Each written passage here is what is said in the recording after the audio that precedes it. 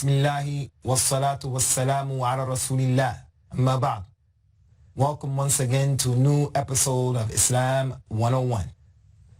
Today we're going to deal, inshallah, and discuss the issue of the woman in Islam, position of the woman in Islam, and how Islam has come to liberate the woman, the true liberation, how it has given to her rights that no other religion has given to her, and no other judging system or political system has even given to her. Messenger of Allah, Prophet Muhammad, peace and blessings of Allah be upon him, he was sure to deal with the liberation of the woman, because prior to him coming to the environment in which he was sent to, the woman was reduced to being nothing other than lower than an animal, or something similar to a piece of furniture even.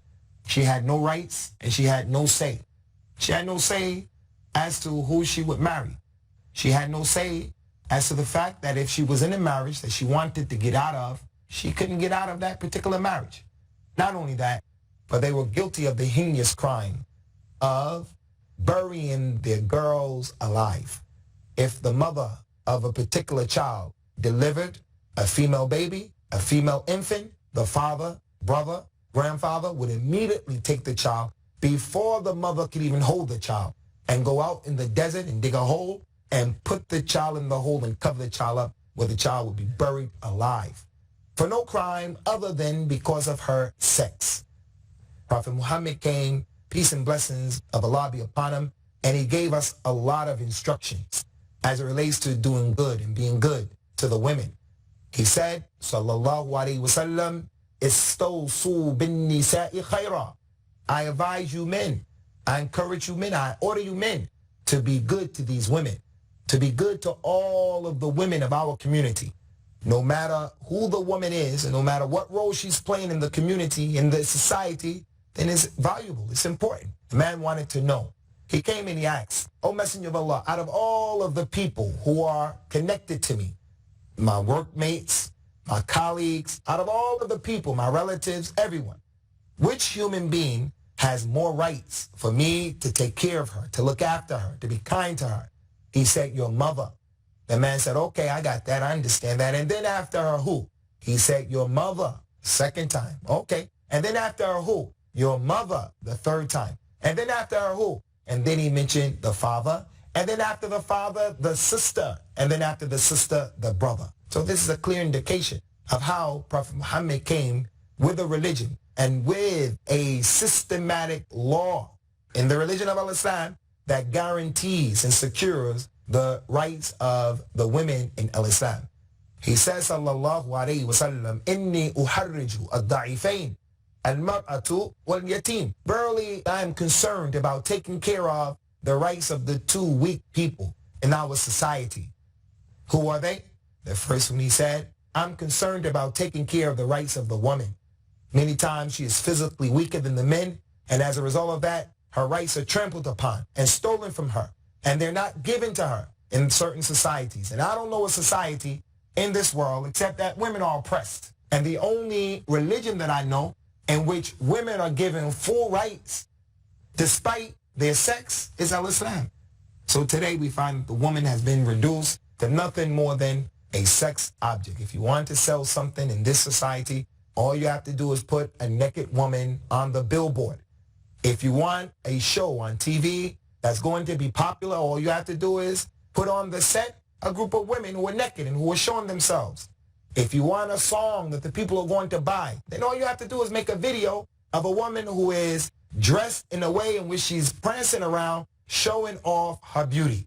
This is the Western society. And unfortunately, it's not just in the West. This disease has crept into the Muslim world as well. But in the religion of Islam, with Islam being the example and Prophet Muhammad being the one who is the explainer and the one who makes clear what this Quran is saying, we have too many indications of how the woman has been given so many rights in the religion of Islam. An example of those rights. In the Quran, Allah made it clear when he said to the men and the women, لا تتمنوا ما فضل الله به بعضكم على بعض. None of you should choose and desire to be like the other sex. Allah has favored men with certain things, and he has favored women with certain things. They have roles that are unique to them. A man being a man, he has certain roles. A woman being a woman, she has certain roles. So the man should never desire to be a woman, nor should a woman ever desire to be a man. Both of them are perfect in the unique way that they have been created. So men should be men and women should be women. As it relates to the woman, it's similar to the sickle. And the sickle is that utensil that's used. You go into the field and you cut the wheat down. It's crooked. It goes in a shape like that. It's not straight like a sword, but in its crookedness is its usefulness. In its crookedness is its usefulness. So the woman in her creation, she has certain deficiencies, but those deficiencies do not disqualify her from being a productive member of the society. So women are unique in their role that they have to play, and their role is a valuable role. The Prophet told us, men, in an authentic hadith, that when one of you gets married, he has completed half of his religion. So he should fear Allah in the other half. He should be diligent about being conscious of Allah and giving Allah his rights in the other half. So a man is considered to be incomplete until he gets married to a woman and then she completes him. They are clothing for us and we are clothing for them. So in itself shows the importance of a woman. That if you are an individual who does not have a woman in your life, you have ultimately not reached your full potential yet. May Allah make it easy for those of us who are not married to get married, but not just to get married for the sake of getting married, but to get married to that woman who's going to be a cooler to your eye, or that woman getting married to the man who's going to be her soulmate, and that individual is going to help her to aspire to the great heights that Allah, the Most High, wants for each and every human being. So some of the examples and the ways that Al-Islam has also honored the woman is that in the religion of Al-Islam, the woman has the right to choose who she wants to get married to.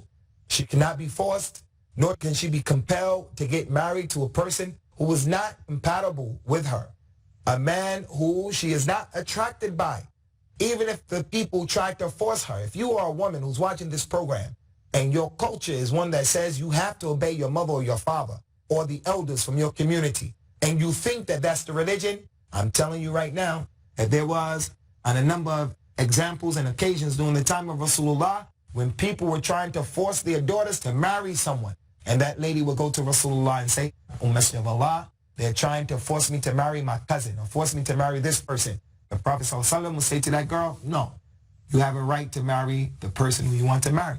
Similar to that is she can initiate the divorce in Al-Islam. There's a religion in Catholicism, for an example, that the people believe once a person is married, you cannot rent asunder what Allah put together. So you are married for life. The person could have made a mistake. He chose the wrong person to marry. In Al-Islam, the woman can initiate the divorce. If her husband is a drunkard, if her husband is an abusive husband, if her husband is not productive, he doesn't maintain her, he doesn't provide for her, he doesn't protect her, she has a right to go to the Islamic judge and to seek what is known as a khula. And that is when the woman initiates the divorce. Islam put that right in her hand. Before getting married, even if I wanted to marry a woman, as many of us who were married, we did. Before marrying the woman, she has the right to what is known as a mahr, or a dowry, where you have to give her something with a monetary value. It's up to her to forego it if she wants, but she has the right that the man gives her money or something that has a monetary value connected to it. And this is not the husband paying for her to be married. It is a token of his appreciation. It is Islam's way of symbolically saying to this woman, you mean a lot. And the fact that I'm going to be able to be secluded with you, and I'm going to be put in a position where I'm empowered to enjoy your companionship and your company, I want to give you this particular property or money as a token of my appreciation. Which other religion does that for the woman?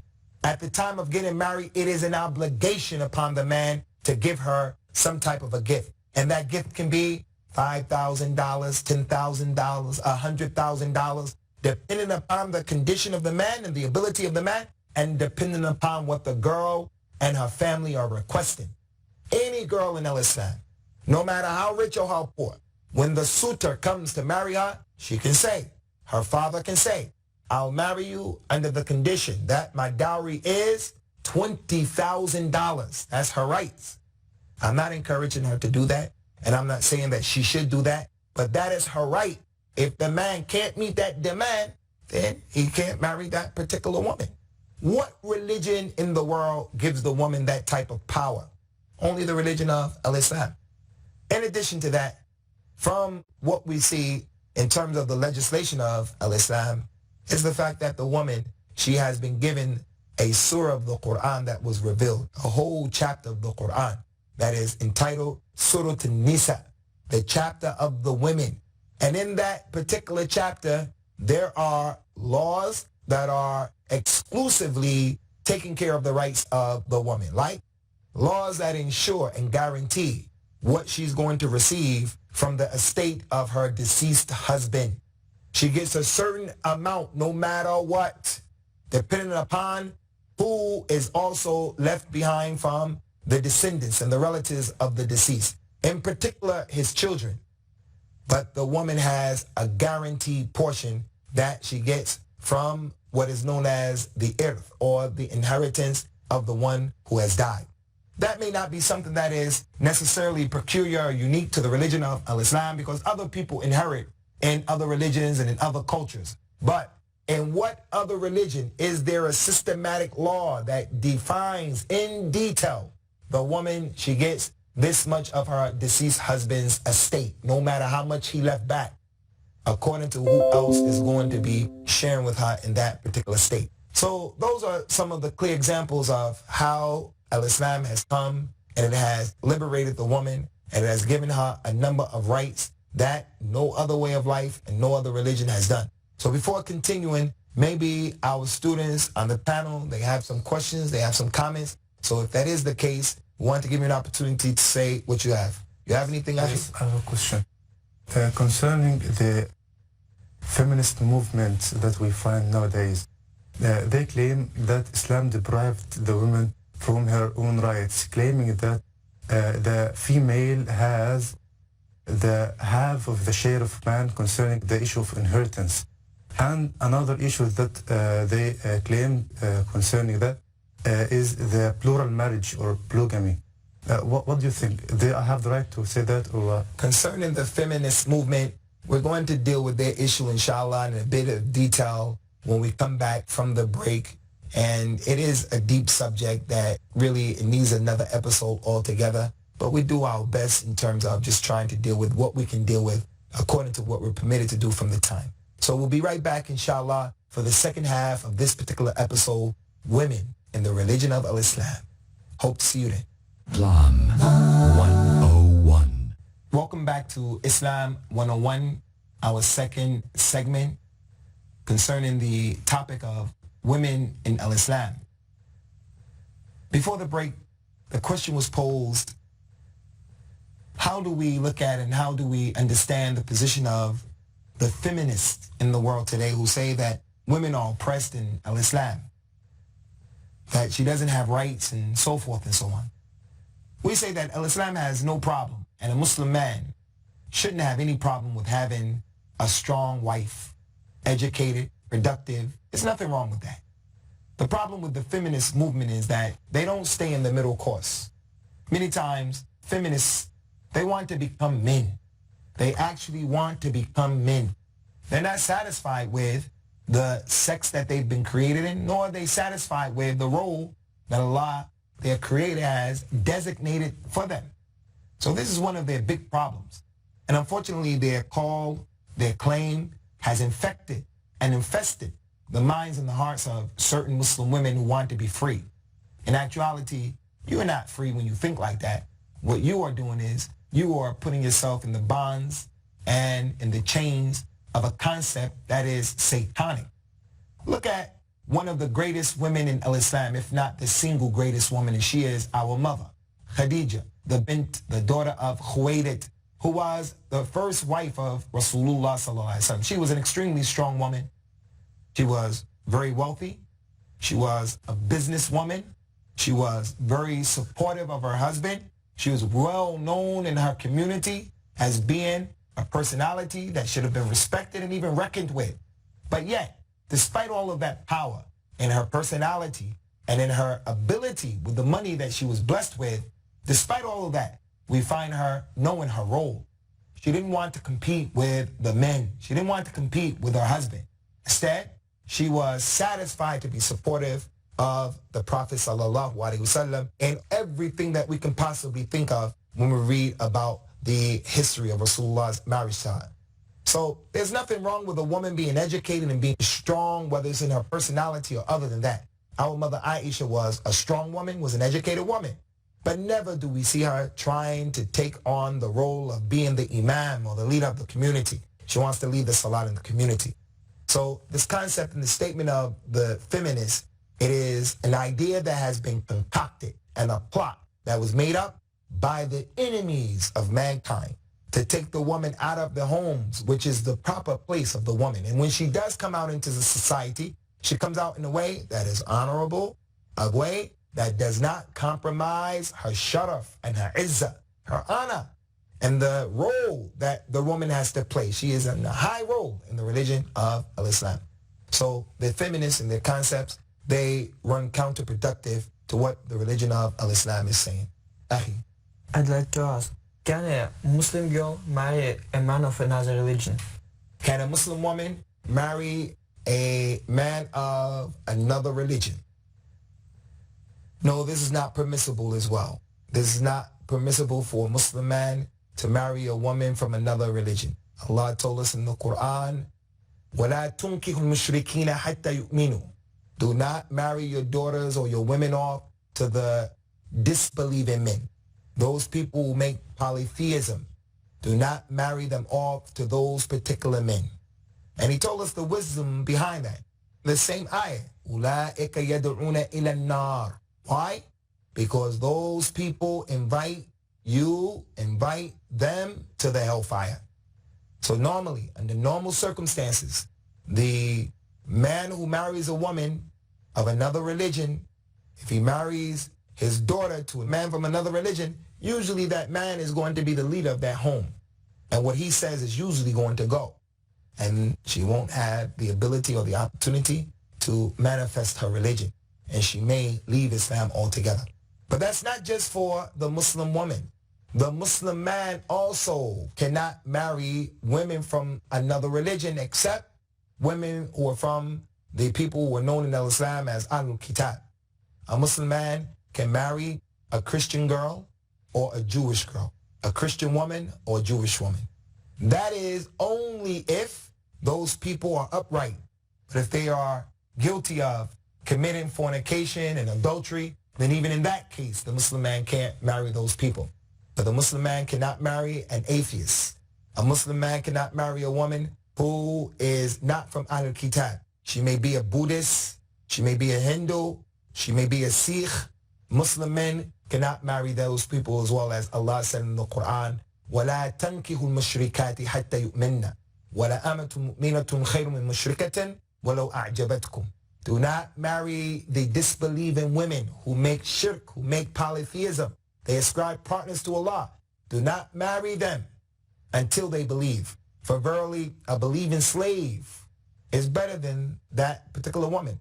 Even though that disbelieving woman may be pleasing to you. She looks beautiful. She comes from a high class. Her lineage is high. She has a lot of money. Whereas the slave girl, she only has faith, but she's a slave girl. She's a girl who's of a different culture, a different color. She's better for you than the one who doesn't have the religion. So Muslim women under no circumstances can marry men from another faith, and Muslim men can marry women from Ahlul Kitab as long as the Jew or the Christian lady is not a person who is committing fornication or adultery. Any more questions? Yes. Usama, tfaddal. Some people claim that the woman is an evil object and she is outcast, and they claim that Allah punished her by pregnancy. What do you think? This is true or what? This concept is a foreign concept to the religion of Islam. This is something that's mentioned in the Bible, that Adam and Eve, Adam was tempted by the devil in the paradise, and he was strong enough and he refrained. And then the devil tempted Eve, and she agreed, and she went and she ate from the apple. We don't know anything about an apple. We know that this incident took place just the way it was mentioned, but we don't know anything about an apple. So once Eve ate the apple, she realized what was going on. So she went and she told Adam, look, Adam, eat from the tree. If you eat, we're going to have knowledge. I have knowledge. So Adam was weak in front of Eve. So he succumbed to the whispers of the lady. So after that, the punishment, once they ate the apple, the punishment that Allah gave to them is that Adam received the Adam's apple, this thing in his throat, and he was expelled from the paradise as a punishment.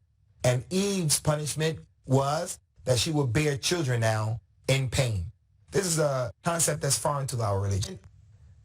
Pregnancy is a favor from Allah. Even though it's difficult and a woman goes through difficulty, nonetheless, we look at it as being a tremendous favor of Allah to be able to get pregnant. Just ask any woman who cannot conceive a child.